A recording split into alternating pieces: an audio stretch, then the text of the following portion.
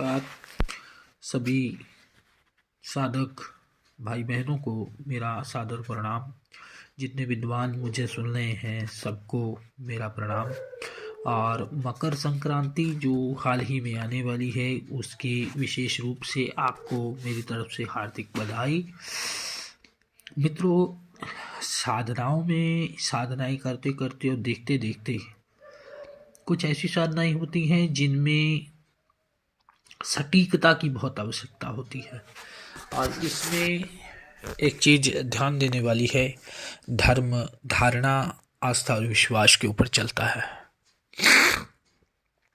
धर्म धारणा से है, धारणा से धर्म होता है, विश्वास से आत्मविश्वास पैदा होता है और आत्मविश्वास से आत्मसंयम, आत्मसंयम से आत्मसाधन, फिर मनुष्य को प्रत्येक वस्तु जिसकी वो इच्छा रखता है वो प्राप्त होती है। समय कैसा भी हो, हालात कैसे भी हों, आप कर्जे के नीचे दब गए हैं या आपको कोई दिक्कत परेशानी आ गई है, शादी विवाह नहीं हो रहा या नौकरी कारोबार में घाटा पड़ गया, नहीं चल रहा, अच्छे और बुरे सब जगह लोग होते हैं। ये दुनिया लोगों से भरी पड़ी है। दोस्तों, ये नहीं कहा जा सकता कौन अच्छा कौन बुरा।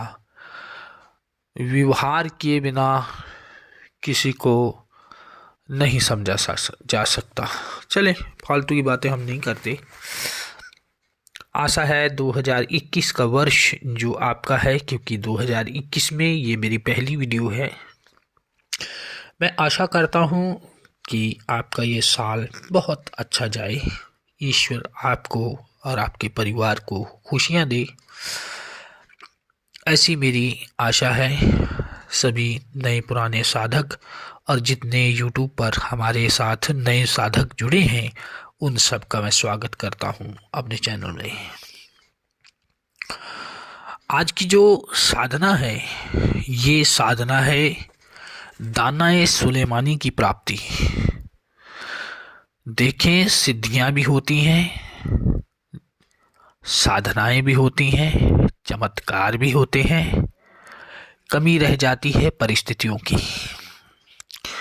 दर्द जिसको होता है वो जानता है, आराम जिसको आता है वो जानता है। आपके जीवन के संकट को दूर करने के लिए, क्योंकि बहुत सी ऐसी साधनाएं हैं जो शमशानों में जाके की जाती हैं, मसान में जाके की जाती हैं, उनसे एक चीज़ का अक्सर भय बना रहता है कि मसान दोष हो गया, शमशान दोष हो गया। बड़ा जैसे हाई टेंशन वायर्स के ऊपर लोग काम करते हैं वो वैसा काम होता है। जरा सी चूक हुई, असावधानी हुई, वो असावधानी आपको मरवा भी सकती है।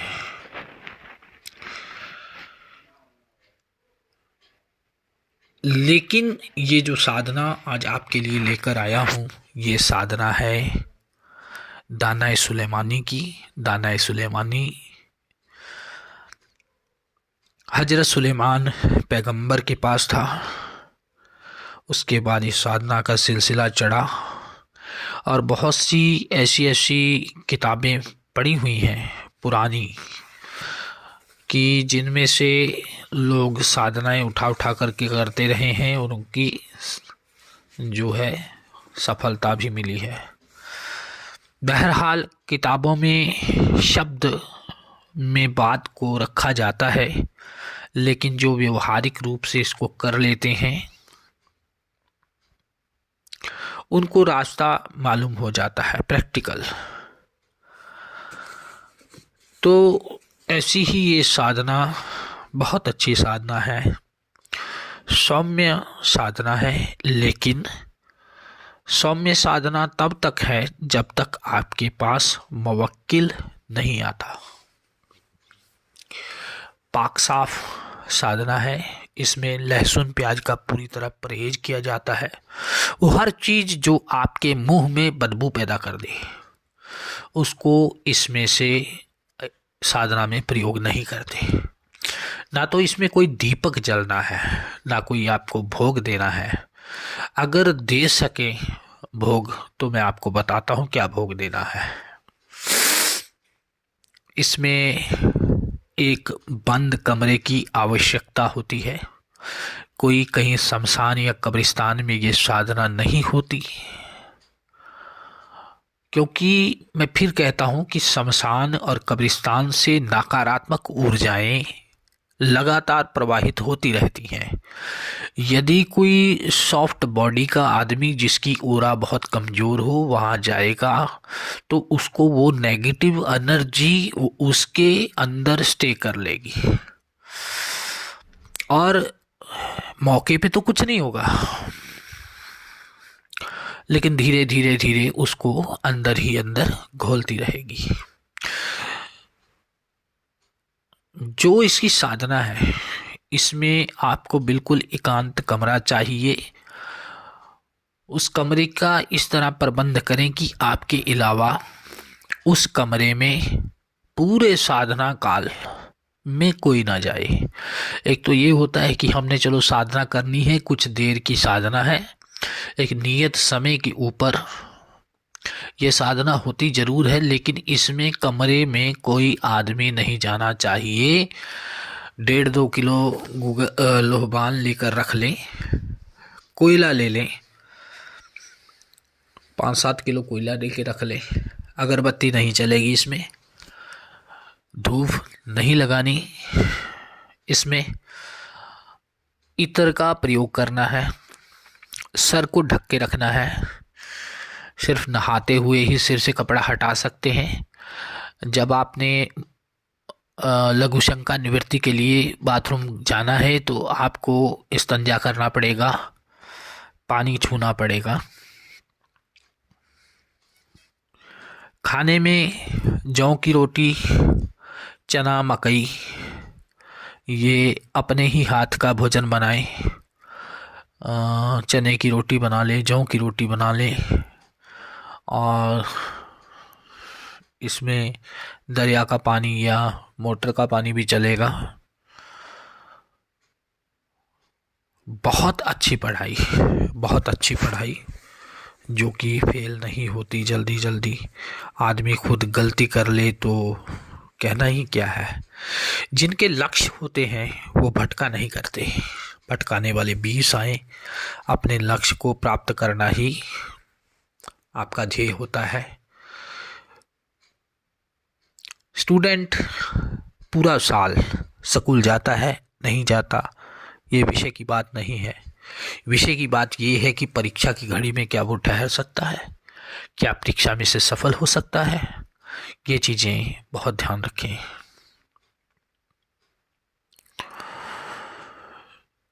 इसमें आपने पालथी मारकर पश्चिम दिशा को 5वीं नमाज के बाद रात में तकरीबन 9, साढ़े 9, 10 बजे आराम से वहाँ बैठ जाना है। नीचे अपने आसन बिछा लें, अच्छा सा साफ सुथरे, किसी भी रंग के कपड़े पहने, साफ सुथरे हों। सिर को ढक लें, सामने कोयला सुलगाकर पहले से रखें।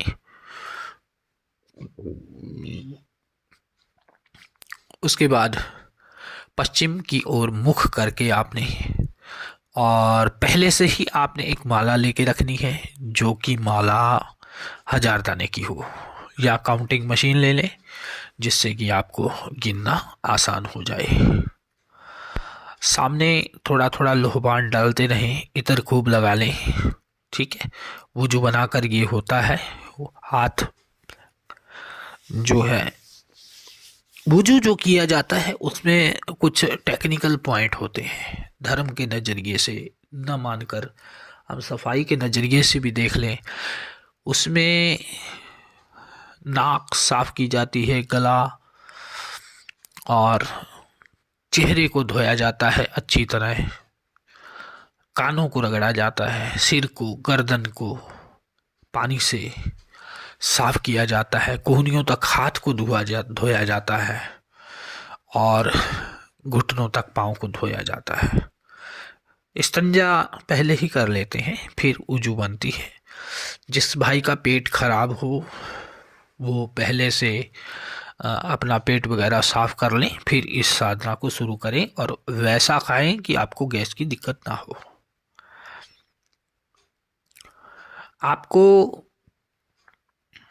आयतल कुर्सी दी हुई है मैंने ब्लॉग में। आयतल कुर्सी को 41 बार पढ़कर अपने चारों ओर उंगली घुमाकर एक हिसार की कामना करें। हिसार आपका लग जाएगा। अपने छाती पे फूंक लें, 3 बार दम कर लें।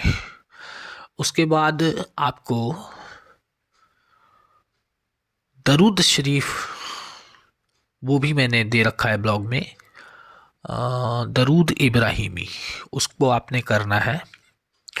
दरूद इब्राहिमी की एक तस्बीह करनी है। उसके बाद एक इबारत नीचे दी हुई है, उस इबारत का आपने 1093 बार, 1093 बार या 1100 बार कर लें, उक्का पुक्का कर लें, 1100 बार आपने जाप करना है या उसकी पढ़ाई करनी है। अजबू या सफराइलू बेहक या समद या कयूम या रब, ये अजीमत है। अब ऐसा होता है कि जब आप पढ़ाई करते हैं कंटिन्यू, जैसे जैसे आपकी पढ़ाई की ताकत बढ़ती है समय गुजरने के बाद, जब आप कंटिन्यूटी एक ही समय में एक ही स्थान पर कोई पढ़ाई करते हैं तो इसके जो मुवक्किल हैं सफराइलू, ये आना शुरू हो जाते हैं। मुवक्किल बार बार आपके पास आता है। पहले तो ये हवा रूप आते हैं, वायु में सूक्ष्म शरीर लेकर के हवा रूप आएंगे। तकरीबन 10 या 12 दिन बाद ये आभास होना लग जाता है कि यहाँ मुवक्किल आ रहे हैं। ये सिर्फ उनको ही समझ में आता है जिनको समझना आता है कि हवा आई है, इसका क्या इशारा है। बाकी आगे करते हैं बात, वो समझने की बात होती है। जब तक आप किसी के साथ नहीं रहोगे, किसी गुरु उस्ताद का पल्ला नहीं पकड़ोगे, ये समझ नहीं आएगा। धीरे धीरे जब आप पढ़ाई आपकी 30-35 दिन पे जाएगी तो वो आपको बैठा हुआ, खड़ा हुआ, अचानक से किसी रूप में आना शुरू हो जाएगा। लेकिन घबराएं नहीं, क्षमा करें। आपने अपने शरीर को बांध रखा है, यानी कि आपने जो हिसार किया है आयतल कुर्सी का, आयतल कुर्सी कुरान में सबसे गरमाइश वाली चीज़ है। सूरह बकर में से जो ली गई है, ये बहुत गरमाइश वाली चीज़ है। आयतल कुर्सी के प्रभाव से आपको वो मुवक्किल कोई दिक्कत नहीं दे पाएगा, लेकिन देख करके भयभीत ना हो, अपनी पढ़ाई करते रहें, धीरे धीरे लोबान आग में डालते रहें। पढ़ाई कंप्लीट करने के बाद भगवान की तरफ हाथ बढ़ाकर दुआ करें। उसके बाद उस जगह को छोड़ दें और कैलिन जो आपने नीचे बिछाया है आसन, उसको इकट्ठा कर दें एक साइड पे। प्रतिदिन आपको करना है। लास्ट में आपके पास मुवक्किल आएगा ही आएगा 40 दिन में। अगर 40 दिन में न आए तो ये समझ लेना कि आपको 120 दिन बैठना ही बैठना है। यानी कि शुरू से सोचें, ये वो व्यक्ति कर सकता है जिसके अंदर हिम्मत है, धैर्य है। धैर्य है बहुत बड़ी चीज़ है। धैर्य हिम्मत से ज़्यादा कामयाब होता है आदमी, धैर्य वाला। धैर्य रखें, संयम रखें। पहले चिल्ले, दूसरे चिल्ले, तीसरे चिल्ले। तीसरे चिल्ले यानी लास्ट वाले 40 दिनों में उन्होंने आना ही आना है। तो बात लास्ट में करते हैं जब जब आ जाए आपके पास। अगर आप उस समय पढ़ाई कर रहे हो या जाप कर रहे हैं तो उस पढ़ाई को आपने बंद नहीं करना। वो चाहे 1000 बार आपको चिल्ला के कहे क्यों बुलाया, कैसे, क्या नहीं, उससे कलाम नहीं करना। आपको आपकी पढ़ाई कंप्लीट करनी है, क्योंकि आप उसी को बुला रहे हैं। और अगर आप डिसकंटिन्यू करोगे अपनी पढ़ाई ना, तो वो वहाँ से चला जाएगा। अब नमदार होने यानी कि प्रकट होने का ये चीज़ है कि वो आदमी की गोपनीयता, साधना के दौरान रहन सहन, भाषा शैली, वो आपको साधना संबंधित सारे नियम पूरे करने होंगे। बाल नहीं कटवाने, आपको उस तरह नहीं लगवाना, डाई नहीं लगानी, खिजाब नहीं लगाना। तो ऐसी चीज़ें जो हैं उनका परहेज करें। आपने दूसरी बात ये ध्यान रखनी है, पेट को सही से कर लें, फिर इस पूजा पर बैठें, क्योंकि इसमें 2-2.25 घंटे की पढ़ाई है, टाइम लग जाता है। धीरे धीरे आपकी टाइमिंग जो है वो ऐसे हो जाएगा, टाइमिंग कम हो जाएगी। इस पढ़ाई में एक चीज़ याद रखें, लौकी खा लें, हल्की फुल्की जो चीज़ें हैं वो खा लें, मिर्च नहीं खानी, रोटी खुद बनानी है, कपड़े खुद धोने हैं, पानी किसी साफ़ सुथरे व्यक्ति से, जो कि अक्सर साफ़ सफाई वाला हो, उससे किसी से मोटर से मंगवा करके मटके में या किसी भी कंटेनर में, जैसे रबर वगैरह हो गया, उसमें रख ले। वही आपको पानी पीना है। गिजा में यानी खाने में आपको सादी रोटी जौ की या चने की, मकई की, जो आप खा सकते हैं वो आपको खानी है। जो आदमी दुनिया की सेवा करने के लिए इस अमल को पढ़ेगा और वाकई में अगर उसकी करनी और कथनी एक होगी, ये मेरा चैलेंज है, मेरा दावा है। हाँ, क्योंकि मैं पहले बहुत इजी कहता था, लोगों को विश्वास नहीं होता। कुछ लोग अनफॉलो कर जाते हैं प्रोसीड्यूर्स को, तो उनको किसी तरह के किसी फायदे की उम्मीद नहीं रखनी चाहिए। जो आदमी साधना विषयक नियमों का पालन नहीं करेगा, उसको कभी भी सफलता नहीं मिलेगी। समय, दिक्कतें और परेशानी, एक चीज़ मेरी बात याद रखना, मैंने भी कहीं किसी ग्रंथ से पढ़ा है, मुसीबतें आपको अपनी बॉडी के ऊपर बर्दाश्त करनी है। दिक्कत, परेशानी है, समस्या है। समस्या जब किसी दूसरों को बताओगे तो कम होगी, अपने पे रखोगे तो बढ़ेगी। बीमारी, कर्जा, ये सब चीज़ें जितना बांटोगे, बेशक आपका कर्जा कोई भरे ना, लेकिन दिल में भारीपन नहीं रहता। आपकी नीयत के ऊपर डिपेंड करता है। मेरी आज ये वीडियो लंबी हो रही है क्योंकि कुछ लोग ये चाहते नहीं हैं कि ये चैनल आगे बढ़े। उनके बवासीर वाली खुरदली होने लगी है। समय आएगा, समय बताएगा। हम लोग कुछ नहीं है, हम कुछ नहीं है, क्योंकि भौकाल मारने वाला व्यक्ति आज भी मरा, कल भी मरा। हम तो एक जर्रा हैं साहिब, वक्त बताएगा कौन क्या है। मैंने इस ब्लॉग में जो डिटेल बॉक्स में आपको मिलेगा, उसमें सारा प्रोसीड्यूर लिख दिया है। फिर भी अगर समझ ना आए तो अलग से फ़ोन नंबर ना मांगिए, अपनी खोपड़ी में जो बुद्धि है उसका प्रयोग कीजिए। अगर फ़ोन कॉल करना हो तो दिन में 11 से 1 में करें। फ़ोन करना हो तो स्क्रीन के ऊपर फ़ोन दिया रहता है, फ़ोन नंबर मांगने की आवश्यकता नहीं होती है। व्हाट्सएप करें, परहेज करें कि फ़ोन ना करें। अगर फिर भी ना चले तो कोई बात नहीं है, फ़ोन कर लें।